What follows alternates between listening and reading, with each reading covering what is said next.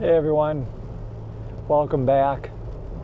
Just driving back from an appointment with my eye doctor, my retinal specialist. This morning, it's Thursday morning, it's about 45 degrees here in the Detroit area, raining a little bit, feeling a lot like the holidays. Only 2 weeks until Thanksgiving holiday. So I'm just on my way back now, and I was thinking about a couple of videos that I kind of watched a little bit. I didn't watch the whole videos, but these were both on YouTube. One was how to prevent boredom after you retire. And the other one was how to prevent boredom when you're camping. Now these are two things that I have a little bit of experience with because I am retired myself, kind of.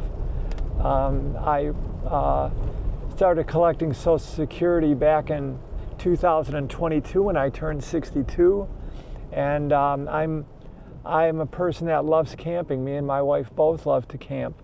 So when somebody says, how do you prevent boredom when you retire, or how you prevent boredom when you're camping, these are things that in my mind I just can't understand, because I never feel bored. I'm always have more things to do than I can possibly accomplish, and my mind is always thinking of new things that I want to do. So there's so many things that I'm interested in doing. I actually have a journal that I write in from time to time when I have an idea, something that I want to make, a piece of music that I want to write, a book that I want to read, some place I want to go, something I want to do. So I'm never bored. I've got a lot of interests, a lot of hobbies, and so I would suggest that if you're somebody who's getting ready to retire and you're worried about boredom, then find some friends, find some people to do things with, find some hobbies if you don't have any hobbies. There's so many things that you can become interested in. You can even make a YouTube channel, and if you're interested in that, I'll do a video on how I started to do YouTube channel, and how I film it and edit it and things like that. It's not very difficult. So there's a lot of different things that you can do. You can volunteer at a hospital or something. I know hospitals in our area are always looking for volunteers to work in their transport department, which is the people that take patients from one room to for a test, or when they're being discharged, take them outside to whoever's picking them up. So there's always things you can volunteer, and this time of year, of course, there's a lot of people that need food, that need help. There's a lot of places in our area that are always looking for volunteers to feed people in warming centers and things like that. So there's a lot of things that we can do. We don't have to sit around and be bored all day.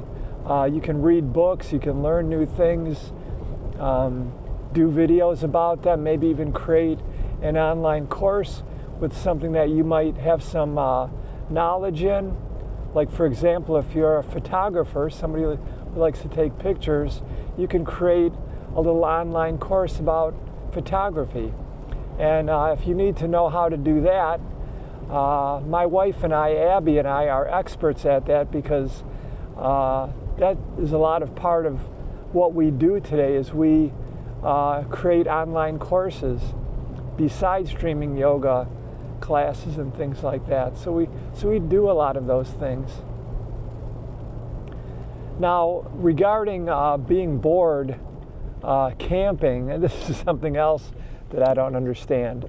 If you're going camping, you're going to get away from the city. You're going to get away from people to get out into nature. So You can go for a hike. You could, like oftentimes when we go camping, we'll set up our camp, we'll get up in the morning, we'll go for a drive and explore the area. Even places that we've been, 30 or 40 times, like the Sleeping Bear Dunes, we've probably been there, probably realistically over the years, probably 40 or 50 times. And every time we go up there, we drive around a little bit. We always find someplace new, something new, a new beach, a new restaurant, something new. So you can do things like that. You can just sit at your campsite all day. If you're camping in a state park, most people that are camping there, when they get up in the morning, they usually go out for the day. So the campsites, the campgrounds get pretty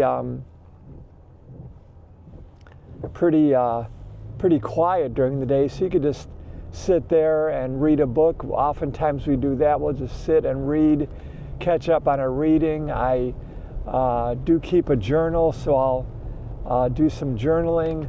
My wife will paint. She's a fine artist, and she enjoys doing simple watercolors. And I like to sketch and draw myself, although I'm not an artist or anything.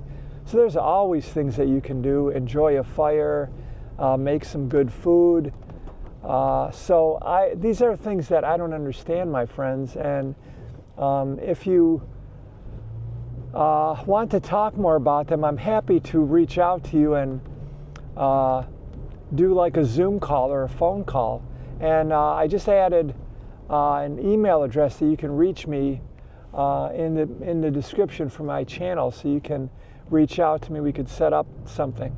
As a matter of fact, one of the things that I'm doing this evening is somebody reached out to me that does these sound healing things, and you'd have to just look up what sound healing is. I could talk about it for an hour, what it is, but they use like singing bowls and crystal bowls.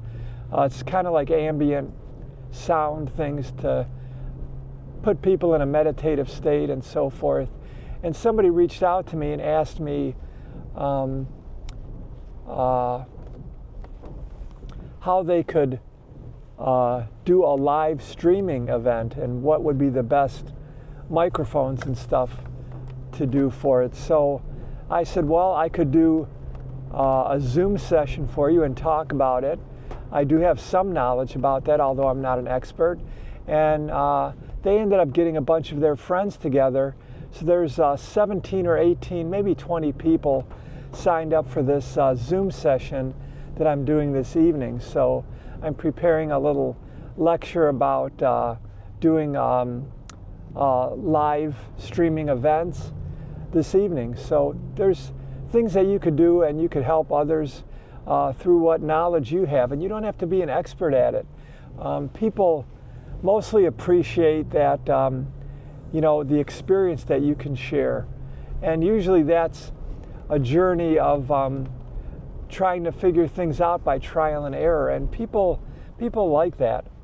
So there's a lot of things that you can do. So if you need help, or you feel like you're bored in retirement, or you're fearing retirement because you're bored, or you want to go camping, you want to go on a trip but you're bored, reach out to me on an email, and I'll be happy to connect with you via Zoom, just privately, one-on-one, or maybe we could just have a phone call if you'd like. And if you email me and I know who you are, I'll be happy to connect with you via phone as well. So happy to do that for you folks. I hope you have a great day today. Enjoy the holidays coming up, and I'll see you again soon on the next one. Bye-bye.